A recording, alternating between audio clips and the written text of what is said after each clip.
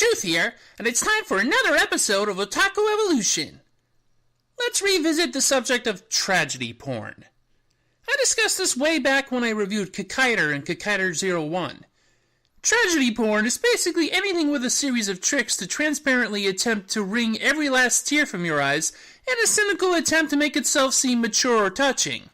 Now, granted, all drama tries to hit you, but the difference is tragedy porn sucker punches you with brass knuckles. There's a subtle difference between tragedy porn and melodrama. Although all tragedy porn is melodrama, not all melodrama is tragedy porn. Kikaider? That's tragedy porn. Zeta Gundam? Borderline, but told well enough to justify it. Grave of the Fireflies? Actual tragedy. Giant Robo? Melodrama, but again, justified. Bubblegum Crisis? Sublimely cheesy melodrama. Serial Experiments Lane has a sad ending. Akamika Kill is just garbage. Rumbling Hearts is tragedy porn. The question is, can an anime that relentlessly assaults you with terrible things happening to its characters with a mere token of extremely naive and preachy optimism be both tragedy porn and actually good? Well, let's take a look at Now and Then Here and There. Now and Then Here and There, or Ima Soko ni Iru Boku, I'm There Now, is a 13-episode TV series produced by AIC in 1999. It was written by Hideyuki Kurata, who's written for Excel Saga, Read or Die, and...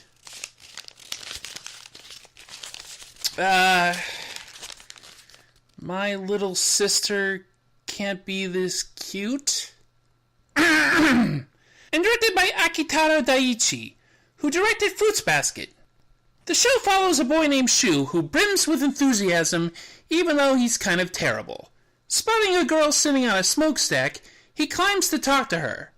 And just when it looks like he's making progress, a woman and some guys in Mecha teleport in to capture the girl.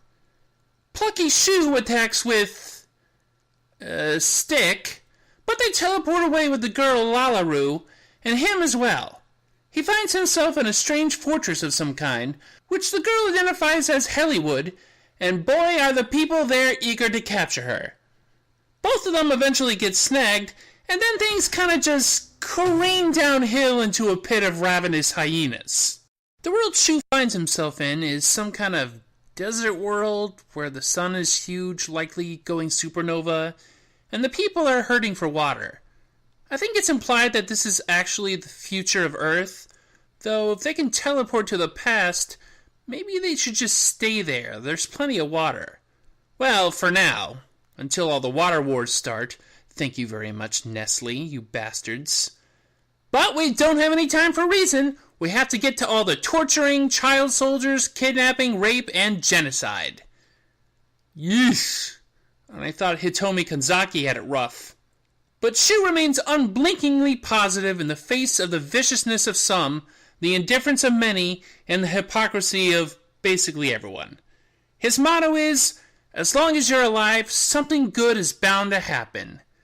Which, sure, law of averages. But after what some of the characters here go through, I think I would uppercut Shu into a ceiling. The leader of Hollywood is King Hamdo. He's one of the most crazy, evil motherfuckers in anime history. In fact, in the scene we first see him, he just finished strangling his cat and uses it as a prop as he rants to a captive Shu. Help me save this world. Give me back the pendant. I don't have it. Apparently Hamdo needs the water in the pendant, a great condensed reservoir that only Lala Ru can summon. He needs it so that he can use it for fuel for Hollywood, so he can go and kill all the people who dare stand in his way of being unquestioned master of the world. And while he has children kidnapped and turned into child soldiers forced to kill others, at the very least he's using clean, environmentally friendly, water-powered transportation. So, he's not all bad. Just like 99.99 repeating percent.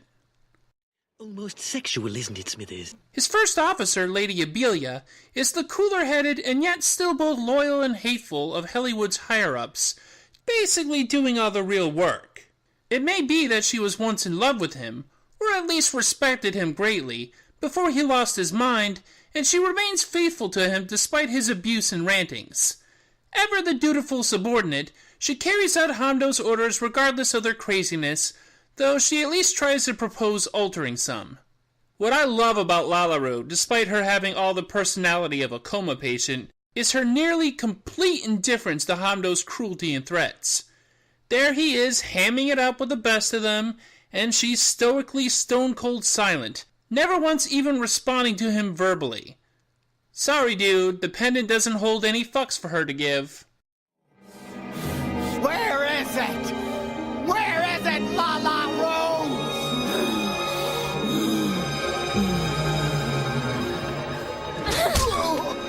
Lala Ru has basically been batted around for eons, and at this point she doesn't have a real interest in giving water to humanity because, most people in the world of this show are just garbage. To a somewhat comical degree. Every time she uses her power, a little of her life drains, and she doesn't feel like it's worth it. But that doesn't seem to stop her from using it to rescue Shu a couple of times. So maybe she hasn't grown so cold and unfeeling after all. She just needs inspiration. She needs warmth. She needs family. She needs... Sara! It's all your fault! It's all your fault! You did this to me! It's your fault! Stop it, Sara! Oh, wait. There's a much more tragic character in Sara. Wow. It's just an endless shit avalanche for the poor girl. Kidnapped because she was mistaken for Lala Ru, she's used as a broodmare for the rare adult soldiers of Hollywood, manages to escape after beating a guy to death, and just barely manages to make it to a nice village before discovering she's pregnant, and by the way, don't terminate the pregnancy because that's wrong.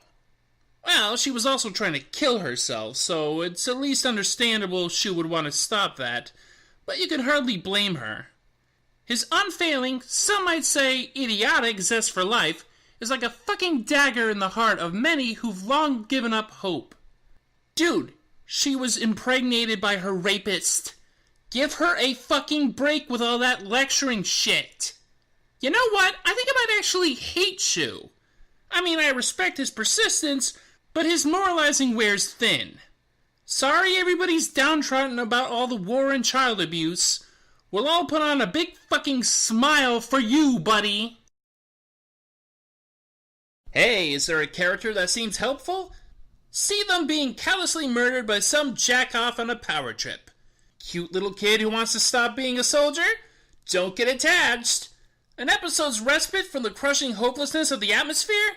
The characters are due for a shitstorm. No, a shit typhoon. Honestly, this is the kind of baleful worldview that Gendo Akari would masturbate to. They really do use tragedy in this as a cudgel to beat the energy out of you, to a pretty exploitative degree. And yet, Shu remains mostly pretty positive, regardless of how many times his philosophy is challenged by a harsh reality. He rarely falters for long. He believes in the best in people, even if his near Pollyanna level of hopefulness gets people's hopes up only to dash them. He moves forward hoping to show Lala Ru that there are still good people out there. Well, yeah, there are, Shu, but they tend to be tortured and killed. Fuck, this show is frustrating. And why? Because, well, it's actually legitimately compelling. Even when you know you're being manipulated, you let it pass because there's some actual solid character writing, and it speaks to many real-life issues, specifically the use of child soldiers in wars. Much of this aspect of the show is embodied by Nabuka, Boo, and Tabul. I don't ever plan to go back. You don't really mean that, Tabul. I know how badly you want to go back home. Shut up! Nabuka! When are you gonna grow up, Nabuka? I'm old enough to live on my own. I don't need parents or brothers, or you for that matter. Nabaga's entire motivation revolves around returning home to the village he and Tabul were kidnapped from. He has to hold on to that promise of someday going back, after the war is over, in order to keep going, to justify any atrocity he takes part in. Tabul, on the other hand, is a vicious bastard who honestly seems to enjoy hurting others, but when it comes to actual battle, is just as afraid as anyone else. Young Boo always sticks by Nabaga, but because of Shu, he begins to see the madness in what they're doing. They've convinced themselves that what they're doing is right for them, until Boo can't pretend anymore. And then, well, things don't go so well for the kid. It's rough to see because at once these children are both victim and victimizers, continuing the cycle of oppression and violence that King Hamdo takes advantage of for his mad dreams. And Hamdo isn't even that pleased. Even at the peak of his power, the raving dictator is paranoid. He's too far gone to truly appreciate either the scale of his victories or the horrors he's inflicted. Dude's really fucked up. The thing is, I do have a genuine sympathy for, well, at least Nabaga and Boo. And I don't feel it's any more orchestrated than any other fictional character that goes through travails. After all, they're child soldiers and they're not going to have a charmed life. They either have to commit totally to the cause, stoically do their job while hating it, lying to themselves, or attempt to escape. If they find out about this, they will rip you to pieces. But I only gave him his stick. It doesn't matter! Are you crazy? Can't you see we're the crazy ones? You know he's right, Nabuga! You know it! That is enough! Shut up!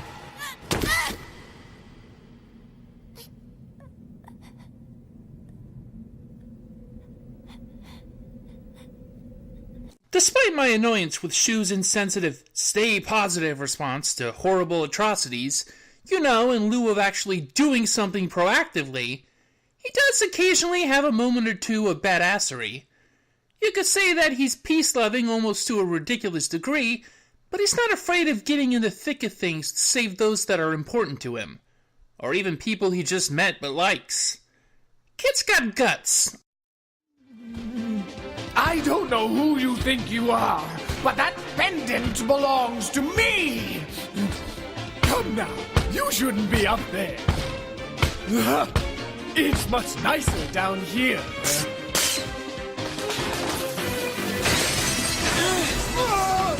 Let's see, what else? What else? Oh yeah, the ending! Well, I won't spoil everything, since it seems like a lot of people never got to this, though they really should have by now. But it's a pretty good finale, albeit a tad rushed at times. Things definitely take a turn very suddenly, but when you've got Lala Ru on your side, and you can convince her to care, you're in pretty good hands. So was now and then, here and there, tragedy porn? Kind of. I mean, it just beats these characters down constantly, in an obvious ploy to get you to cry for them. But I've got to say, at least on my first viewing, I was pretty shocked and moved by parts of it. And there are even parts now that still get to me. It definitely feels like a fuller, richer experience than, say, Kikaider or Kikaider 01, even if it's a tug-of-war between sincerity and sanctimony. It's a rare breed, this one. Seek it out. I wonder if there'll ever be a Blu-ray release. It's due for at least the DVD re-release in the States. Get on it, Discotheque. Anyway, that's enough Otaku Evolution for now. Come back next time when we'll revisit an old favorite. Kind of. Until then, see ya!